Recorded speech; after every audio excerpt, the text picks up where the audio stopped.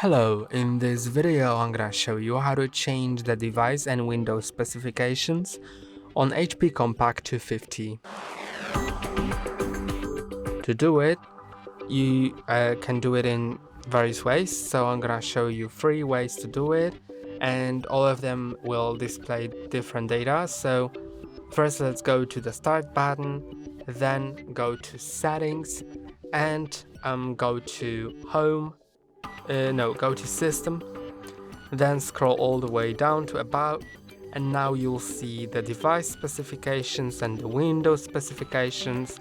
So you can see your Windows edition, version, when it was installed on, etc. You can also see your installed RAM, installed processor, etc.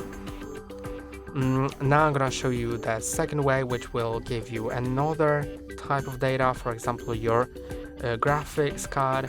So to do it, right click on the taskbar, then click on Task Manager, and now go to the performance, which is here.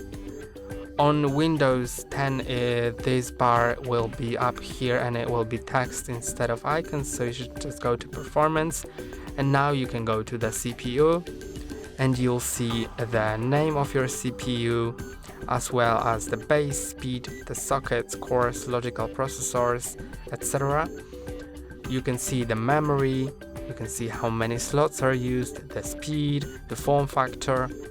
Then you can go to the disk and see what disk do you have, the capacity, and more. Then you can go to Wi-Fi and see data about your Wi-Fi card, and you can go to GPU to see data about your GPU. And now the last thing you can do is go to System Information. So go to the search bar and search for System Information. Now open that, and here you'll see many things, so you can also read that if the previous methods didn't show you the results you wanted. You can open these lists and find the thing that you need. And that's all for today. Don't forget to like and subscribe. See you next time.